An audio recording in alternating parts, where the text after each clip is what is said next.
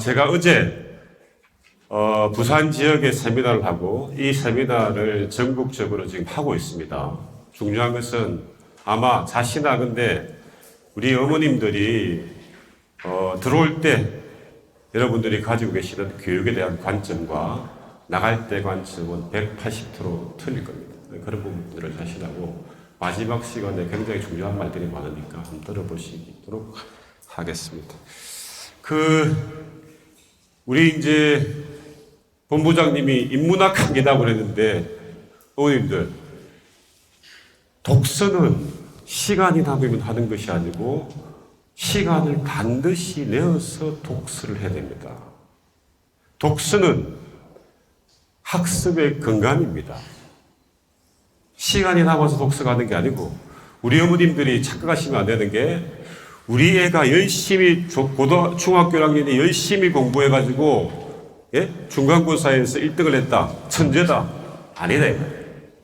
왜냐하면은 지금 대한민국의 교육에서 반에서 1등 한다는 것들은 주어진 범위가 있고 지구력을 가지고 엉덩이 붙여서 열심히 공부하면 1등을 할 수 있어요. 초등학교 다닐 때 열심히 학원 보내고 외우기 잘하고 하면은 1등을 할 수 있단 말이에요. 그러나 그것은 공부의 정의가 아닙니다. 공부를 잘한다고 하는 것은 중학교 1학년이 공부를 잘한다고 하는 것들은 내가 중학교 1학년의 교과서를 스스로 읽고 이해하고 사유하고 질문해서 자기 것으로 만들어내는 능력이 있어야 되는 거예요. 지금 제가 GMB에서 직원들을 뽑을 때 3가지를 뽑습니다. 하나는 공부력, 두 번째는 열정, 세 번째는 인성인데, 공부력이라고 하는 것들은 지금까지 많이 알고 있는 것들이 공부력이 아니에요. 내가 몰랐을 때 빨리 배울 수 있는 학습의 민첩성이 있어요. 그럼 그 학습의 민첩성이 있으려고 하면은 문해력이 있어야 됩니다. 그 문해력이 문장 해석 능력이에요. 어머님들의 자녀들이 열심히 공부를 해가지고 좋은 대학을 가서 밖에 나가서 사기사고를 하든지 뭔가를 할 때 사람에 대해서 모르면 어떤 일을 할 수 있을까요? 인문학이라고 하는 것들은 우리가 문, 사철 이렇게 이야기하는데요. 문학이 뭔가 하면은 사람이 살아가면서 일어날 법한 일들을 인간의 상상력을 총동원해서 만들어내는 흑우, 이게 문학입니다. 그러면 인간이 살아가면서 일어날 법한 일들이 모두 다 문학 속에 있는데 그 문학을 모르고 어떻게 시효를 합니까? 어떻게 사람을 대합니까? 어떻게 변호사를 하고 의사를 합니까? 어머님들, 역사는 무엇인가 하면은 인간이 살아온 족적 중에서 기록할 만한 가치가 있는 것들을 역사가의 주관적인 관점을 가지고 만들어낸 사실서.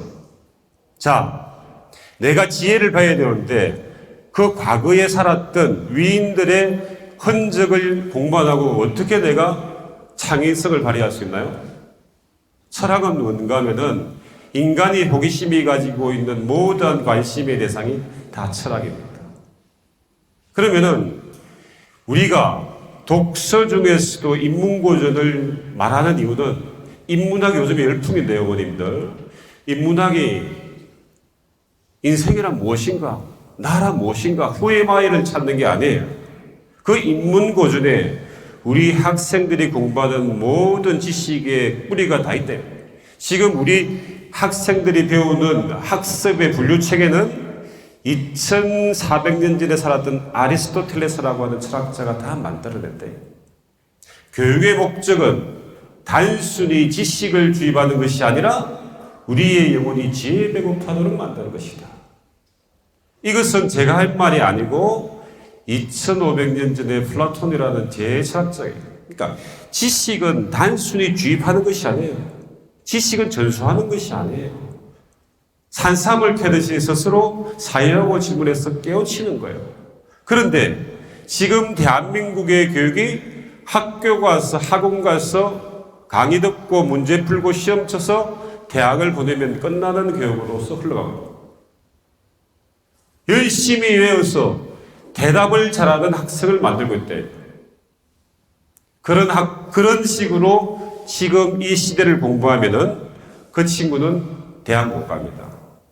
대학 가더라도 졸업 못 해요. 졸업해도 원하는 직장 가질 수 없어요.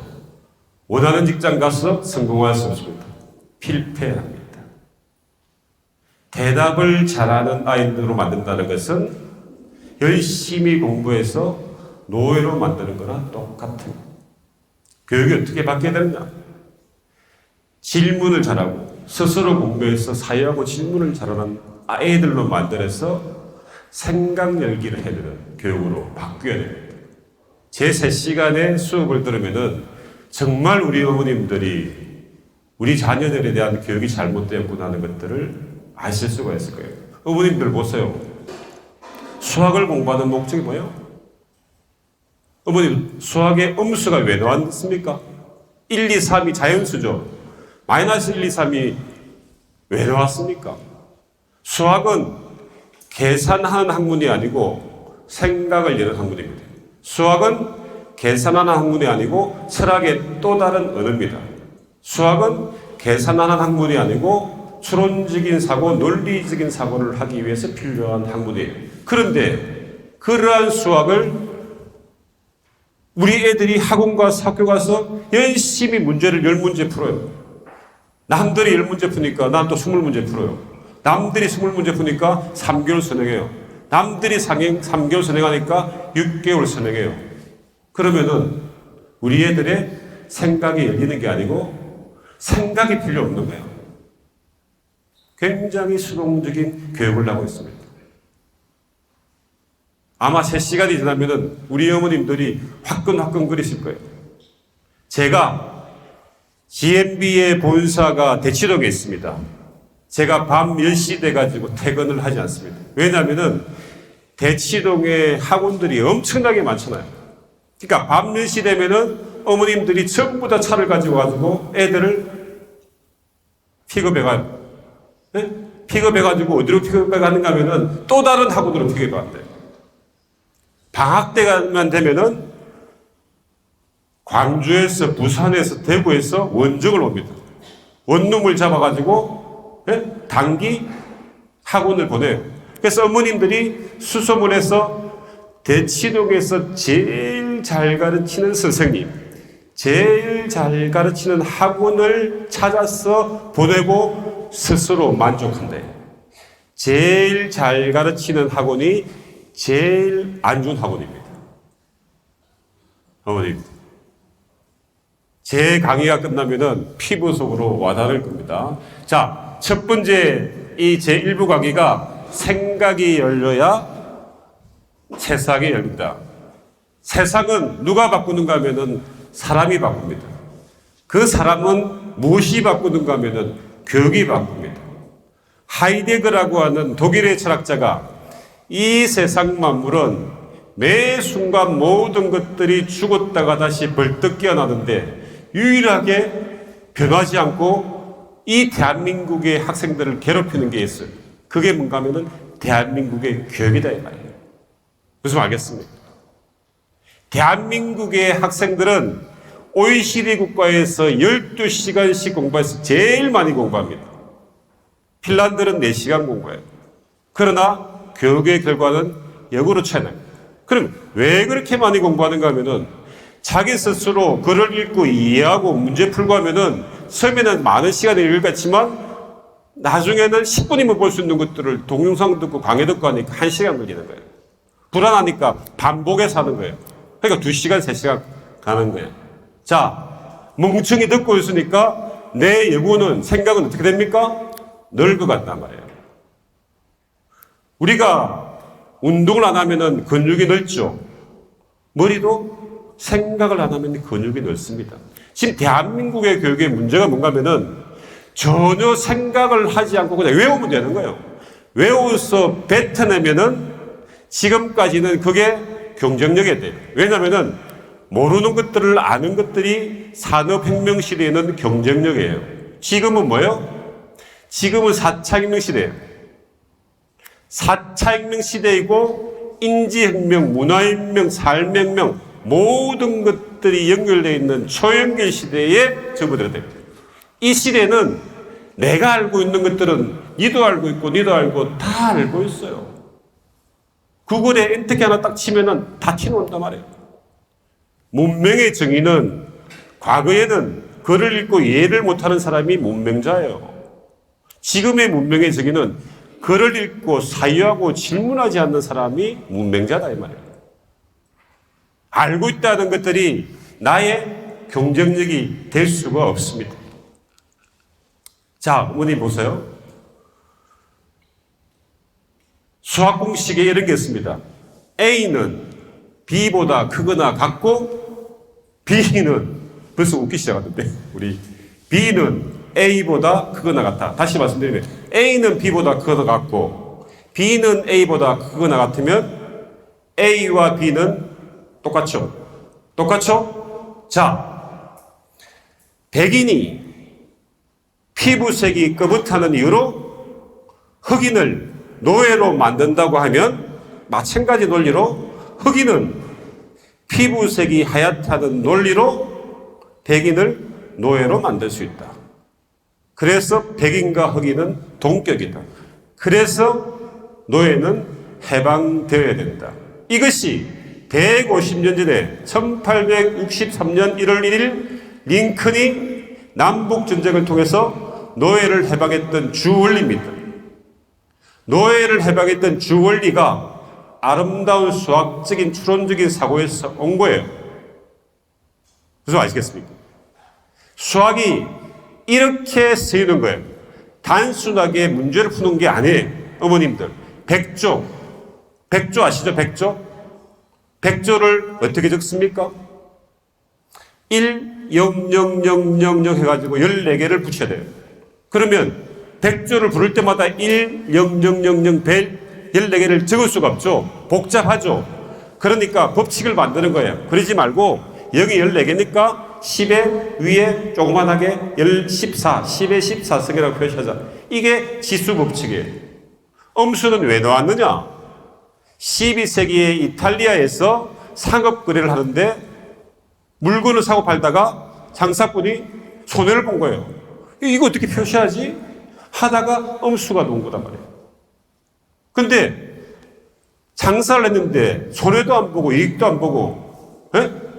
그럼 어떻게 하지? 그래 0이 나온 거예요. 수학은 필요에 의해서 만들어진 학문입니다.